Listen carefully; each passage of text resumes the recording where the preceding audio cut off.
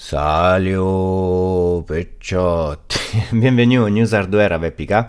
Avant de commencer, je vais vite fait rappeler aux abonnés que vous avez jusqu'au 23 mars pour vous enregistrer sur la liste pour pouvoir tenter de recevoir une RTX 3060 Ti.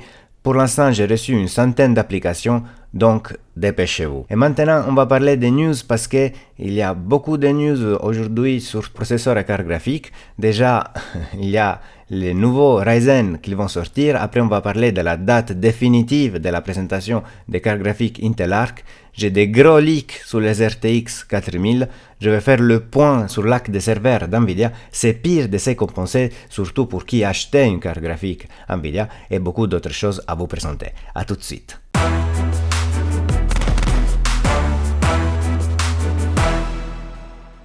On commence tout de suite avec une news très importante. Le Ryzen 5800X 3D va sortir le 20 avril selon une source très proche de Videocard Z, du coup assez fiable, au prix de $450, que c'est l'ancien prix du 5800X, donc on va le retrouver en France au prix de 450 €.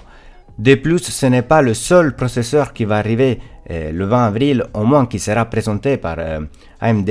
Il y a aussi un Ryzen 7 5700X, toujours un Weaker, 16 threads, donc c'est comme le 5800X, sauf qu'il est un poil moins puissant au niveau des fréquences du cœur, et le prix sera de $300, donc l'équivalent de 300 €. En fait, aujourd'hui, on a le 5600X à 250 €, le 5800 à 350. Voilà que le 5700X va vraiment se poser entre les deux au prix de 300 €. C'est un processeur que je vais conseiller pour qui veut faire du gaming. Je ne sais pas si ça va être assez aussi pour un usage professionnel. Je pense que oui, parce qu'on passe déjà sur un Weaker, certes un peu moins puissant que le 5800X, mais ça peut déjà être vraiment un processeur entre les deux, usage gaming et professionnel. En plus, il va arriver le Ryzen 5 5600 tout court et le 5500 toujours en Seeker.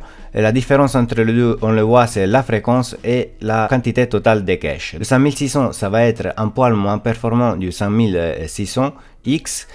Par contre, le 5500, ça va être vraiment moins performant par rapport au 5600. En fait, ce qu'ils disent ici dans Videocard Z, c'est plutôt un processeur qui va faire la concurrence aux Intel 12100. Donc, en fait, si vous voulez, il n'y a rien qui faisait la concurrence au processeur Intel 12100 voire 12400, parce que le 5600X est déjà un poil plus puissant du 12400 et on le retrouve à 250 €. Donc il n'y avait rien de 250 € en bas. Et c'est pour ça qu'on voit que le 5600, on le retrouve à 200 € et il devrait faire bien la concurrence au 12400 d'Intel. Le 5500, on le retrouve à 159 $, donc plutôt sous les 160 €. Elle va faire la concurrence au 12100. Elles vont sortir encore à Ryzen 5 4600G, 4500 et 4100 avec des prix compris entre 150 et 100 € qu'ils vont compléter la gamme des prix d'AMD pour faire une concurrence totale à la génération 12e d'Intel. En fait, je l'avais dit, je le savais que AMD allait faire de la concurrence à Intel parce que c'était pas possible de garder toute une gamme de prix vide sans concurrence, et finalement AMD va le faire. Et en plus, je vous montre tout de suite la prochaine news. Les processeurs Ryzen 5950X, 5900, 5800 et 5600, ils ont baissé de prix d'à peu près 50 €. Pourquoi? Même plus, certains même 70. Pourquoi? Je vous avais déjà parlé de ça lors des bons plans hardware. C'est en fait parce que AMD a été obligé à baisser le prix pour faire la concurrence aux processeurs de 12e génération d'Intel, car niveau prix-performance, les Intel étaient supérieurs. Maintenant, je ne suis plus très sûr. Je pense qu'AMD, il est au même niveau, voire mieux niveau de prix. Niveau performance, on est toujours au même niveau avec Intel, un peu meilleur niveau gaming. Niveau professionnel, je suis toujours pour les Ryzen. Donc, les processeurs Ryzen, ils ont baissé de prix. Vous pouvez en profiter et bientôt on va voir des nouveaux processeurs sur le marché pour compléter la gamme des processeurs d'AMD. Prochaine news, les cartes graphiques RX 6050, donc 6950 XT, 6750 XT et 6650 XT, avec peut-être aussi la présentation de l'RX 6400, vont peut-être arriver aussi le 20 avril. Voilà que finalement on aura des cartes légèrement plus puissantes de leur version sans le 50. Donc par exemple la 6750 XT sera un poil plus puissante de la 6700, la 1650 de la 6600, etc. J'ai l'impression que ces cartes sont une version overclockée de leur version de base parce que la quantité de mémoire ça change pas. Voici que pour la 6950 et 6900 c'est pareil, 6750 et 6700 c'est pareil. Voilà, la quantité de mémoire ça change pas, la quantité de stream processeur ça change pas, 2560, 2560, etc.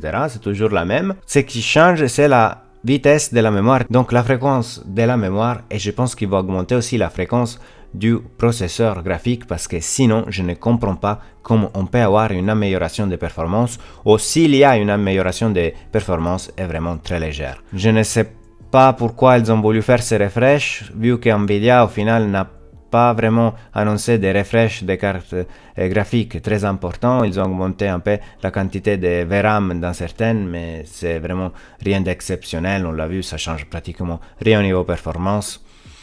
Ils auraient pu juste augmenter la production de 6600, 6700 et 6900 peut-être à la place de nous introduire de nouvelles cartes qui sûrement vont coûter aussi un peu plus cher. Donc je sais pas, à voir le 20 avril, le jour de la présentation. Si ça reste effectivement ce jour-là, parce que pour l'instant, le 20 avril, c'est sûr qu'ils vont sortir le nouveau processeur Ryzen, pas Zen 4 du coup, c'est là dont je vous ai parlé tout à l'heure, mais c'est la sortie de ces cartes pour le 20 avril, ça reste en rumeur, c'est pas sûr. Et à propos des cartes graphiques, on va parler des prix qui finalement baissent encore. On le voit, c'est un trend désormais. Il y a eu entre février et mars encore une baisse pour les cartes graphiques AMD, on parle de 10%, pour les cartes graphiques Nvidia de 16%. Voilà, le trend continue, il y a toujours cette baisse, mais que malheureusement, on ne voit pas. On ne voit pas parce que je suis sur Top Achat et l'RTX 3060 est autour de 600 €, elle est toujours autour de 600 €. La seule chose que je vois a descendu sont les cartes AMD RX 5600 XT, 6600, 6600 XT.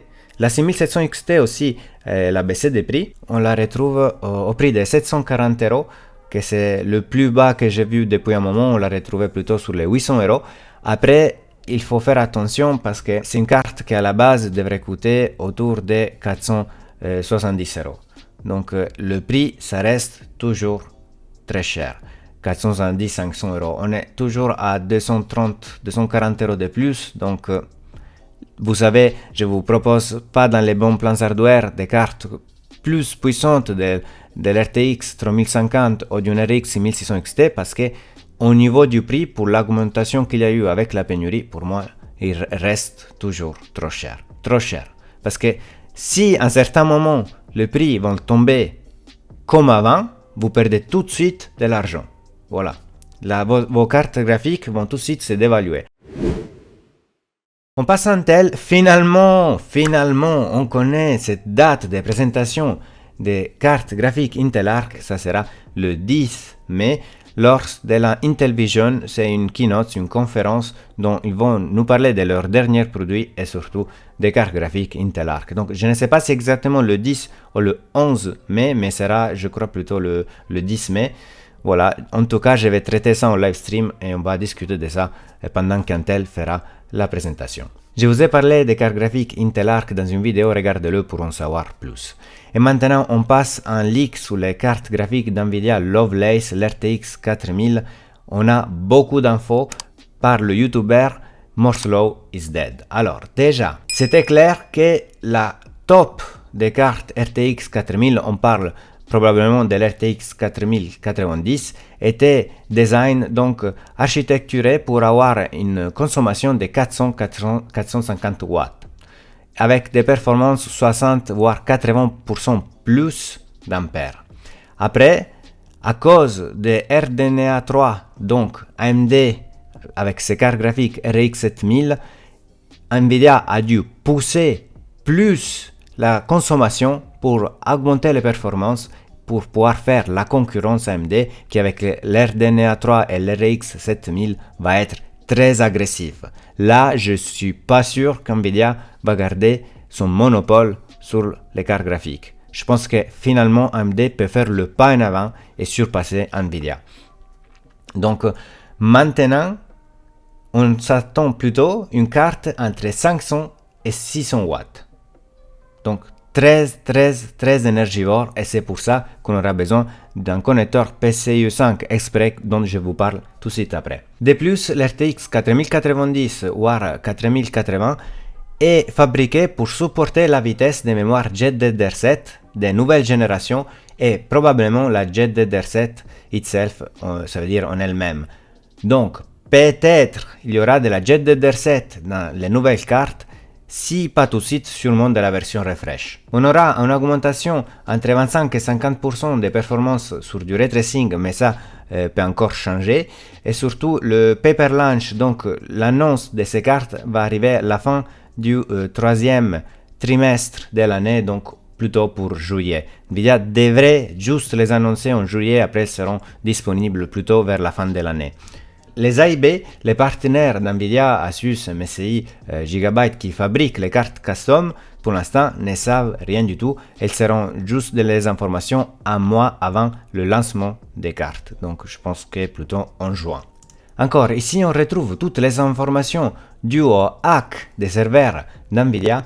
Et je pense que le reste, ça reste plutôt des rumeurs, comme le fait que les cartes peuvent supporter jusqu'à la GDDR7, mais il faut se concentrer sur la quantité de cubes d'accord. Ça, c'est plutôt, je pense, pour l'RTX 4090, pardon, c'était ici, qu'on l'a retrouvé à 10 000, donc 18 000, ça veut dire qu'on est presque au double. Attention, parce qu'avoir le double des coups d'accord, ça ne veut pas forcément dire avoir le double de performance. Ici, l'RTX 3090 a 2000 coups d'accord de plus par rapport à la 80 et il n'y a pas vraiment ce gap si important sur les performances. Alors que ici, entre la 80 et la 70, il y a 3000 coups d'accord de différence. Il y a un gap très important entre l'RTX 3080 et 3070. Mais je vais juste vous montrer que par exemple, même pour l'RTX 3070, là on a 6000 coups d'accord. Si on va voir ici, la 4070 va avoir 10 752. On va avoir le double des coups d'accord sur presque toutes les nouvelles cartes graphiques. À mon avis, si on va avoir du MCM, donc multi-chip module, plusieurs puces graphiques dans la même carte, on va avoir le double de performance. Je suis sûr. C'est pour ça que ces cartes graphiques vont rebooster, à mon avis, aussi le marché des crypto-monnaies et il y aura la pénurie à nouveau dès qu'ils vont sortir. Double de performance, c'est trop important aussi pour le minage. À mon avis, préparez-vous parce que si le prix des cartes graphiques est en train de descendre et va descendre pour moi jusqu'à l'été, quand vont sortir ces cartes ou quand elles seront annoncées en juillet, attendez-vous qu'après vers septembre, octobre, il y aura à nouveau la pénurie. À mon avis, une pénurie importante quoi, avec des prix encore super chers. C'est mon avis, je peux me tromper, j'ai pas la boule de cristal. Finalement, l'RTX 3090 Ti va sortir le 29 mars. C'était une carte fantôme parce qu'NVIDIA l'avait annoncé lors du CES 2022. Puis après, plus de news, finalement maintenant une date et c'est le 29 mars. C'est une carte qui sert à rien parce que ça va coûter ultra cher. On parlait déjà de 3000-4000 euros. J'avais fait une vidéo sur cette carte, je la déconseille fortement, au moins que vous avez un intérêt spécifique à avoir la carte plus puissante sur le marché. Mais sinon, je ne vois pas vraiment le sens d'acheter cette carte. En tout cas, elle va sortir le 29 mars. Et maintenant, faisons un point sur l'hack d'NVIDIA et pourquoi je pense que c'est pire que prévu. Alors déjà, le groupe Lapsus qui a fait le hack, c'est un groupe incompétent. Parce que c'est un groupe complètement désorganisé. Je pense qu'ils ont réussi à rentrer dans les serveurs d'NVIDIA, récupérer les infos un peu au hasard et après, ils ne savaient pas quoi faire. Et au début, ils ont commencé à avoir des requêtes vraiment bizarres. Ils demandent déjà que les pilotes soient open source, alors qu'ils sont complètement privés et c'est sûr qu'NVIDIA ne va pas les donner open source. Puis, ils changent d'avis. Ils disent, ah, si vous ne le faites pas, nous on va complètement release le code du DLSS d'NVIDIA. Et ils ont commencé à le faire. Et en fait, il y a de la fuite des codes que malheureusement pour NVIDIA, peut-être c'est pas trop mauvais pour qu'il y ait une carte graphique AMD parce que ça peut donner une idée à AMD pour développer une solution similaire au DLSS. L'FSR, ce n'est pas au niveau du DLSS. Et je pense que jusqu'à là, on voit vraiment qu'ils ne savent pas trop ce qu'ils demandent. Finalement, ils se décident, ils veulent $1 million. Autrement, ils auraient délivré le code pour pouvoir débloquer les cartes LHR et pouvoir augmenter les performances des minages sur les cartes graphiques bloquées par NVIDIA. Mais de toute façon, je ne pense pas qu'NVIDIA va payer l'absus parce que même s'ils payent $1 million, le problème est qu'eux, ils peuvent toujours release le code du bypass. Donc, je ne vois pas pourquoi NVIDIA devrait payer. Ils n'ont aucune garantie que l'absus de son côté va maintenir la promesse et ne pas délivrer le code pour débloquer les cartes LHR. J'espère vraiment qu'ils ne vont pas le faire parce que sinon, ça va grave avantager qui fait du minage de crypto-monnaies et je pense qu'à ce moment-là, il y aura une augmentation des prix des cartes graphiques. Voilà pourquoi je pense que c'est vraiment organisé un peu à l'arrache, mais c'est pas ça le problème. Le problème, c'est ça. À cause du code qui a été délivré par ces crétins, maintenant, c'est possible de créer des malwares que Windows reconnaît comme sûrs. Ça veut dire qu'à cause du code publié, les personnes mal intentionnées ils ont pu créer un malware qui utilise les certificats d'NVIDIA, certificats que Windows pense être sûrs, et du coup, ils peuvent faire ce qu'ils veulent parce qu'une fois installés, ils ont un contrôle en remote de votre système, du coup un contrôle à distance et peuvent faire vraiment ce qu'ils veulent avec votre ordinateur. Malheureusement, parce que normalement, avec ces pilotes NVIDIA, il y a des certificats que Windows voit pendant l'installation. Il dit, OK, on est en train d'installer des pilotes NVIDIA, tout va bien, on laisse installer. Par contre, si ces certificats ils ont été publiés, eh ben, c'est la merde. Parce que Windows voit ça, il dit tout va bien, et en fait non, c'est un malware qui est en train d'être installé dans votre PC. Faites attention en ce moment, allez sur des sites bizarres ou à télécharger des fichiers bizarres, surtout si vous avez une carte graphique NVIDIA, vous risquez vraiment d'avoir une souris, un rat, donc un malware qui s'installe dans votre ordi sans que vous le savez, et après vous êtes complètement dans la merde parce que le contrôle à distance qu'ils font avec ces malwares, c'est plutôt pour faire du ransomware, ça veut dire encrypter vos données et après demander en échange de l'argent pour pouvoir décrypter les données. Faites attention en ce moment si vous avez une carte graphique comme moi, NVIDIA. On est tous dans la merde. On passe finalement à parler du connecteur PCIe 5 pour les alimentations. On va voir un connecteur qui, selon les pins qui sont bloqués ou pas à l'intérieur, peut délivrer jusqu'à 600 watts de puissance. Donc on part de 150 watts jusqu'à 600 watts. Ça va dépendre de l'alimentation PCIe 5 qu'on va acheter. Peut-être il y aura moyen d'utiliser 3 connexions 6 pins sur l'alimentation pour fournir jusqu'à les 600 watts. J'espère que ça sera possible parce que demander à tout le monde de faire un upgrade de l'alimentation me semble un peu exagéré, juste pour les nouvelles cartes graphiques. Donc, je pense que chaque carte graphique va être délivrée avec un de ces connecteurs et après il y aura moyen de bricoler quelque chose parce que je ne pense pas qu'ils veulent demander à tout le monde de faire un upgrade de l'alimentation.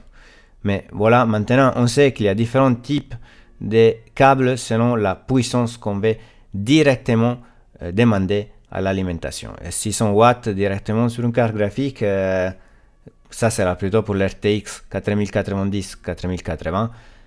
C'est le 450 watts, je pense plutôt pour la 4070, 300 watts 60 et 150 50. Je pense que aussi les cartes graphiques d'AMD vont être assez énergivores, peut-être moins des cartes graphiques NVIDIA, mais je fais que de la spéculation, il faut attendre la fin de l'année. Prochaine news, il y a beaucoup d'entreprises, AMD, ARM, Google, Intel, TSMC, qui décident de faire une collaboration pour créer un nouveau standard, l'Universal Chiplet Interconnect Express. Alors, vous connaissez peut-être le PCIe, là c'est le UCIe. En gros, c'est pour avoir un standard ou ajouter les chiplets qui créent le processeur dans sa complexité. Ok, ça peut être un peu compliqué, mais c'est super simple. En fait, à la base, un processeur, c'était juste un paquet. C'était un énorme paquet et il y avait tout à l'intérieur. Pour vous faire un exemple, avant, la puce graphique d'un processeur était intégrée avec celle-là qui s'occupe des calculs dans un seul paquet, alors qu'aujourd'hui, les deux sont séparés.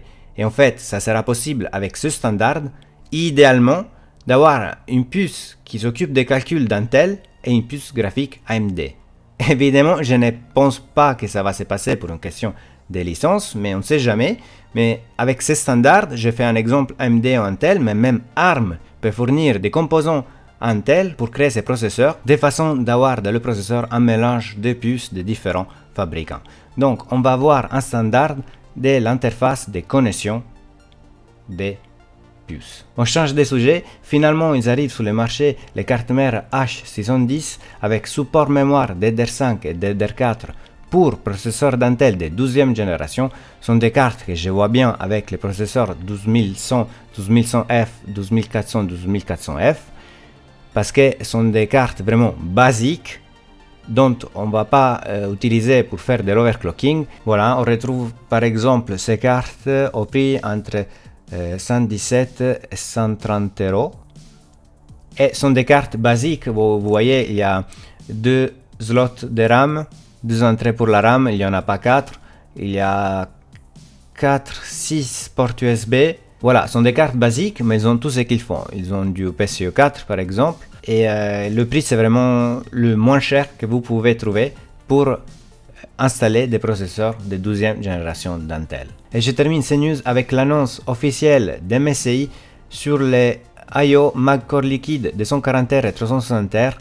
Il y a des personnes qui ont expérimenté une diminution de l'efficacité de l'I/O, voire ils ont eu vraiment des problèmes parce que apparemment, selon une investigation d'MSI, le liquide qu'ils ont mis à l'intérieur a une tendance à créer des résidus qui peuvent bloquer la pompe. Et alors là, c'est grave parce que le processeur va surchauffer.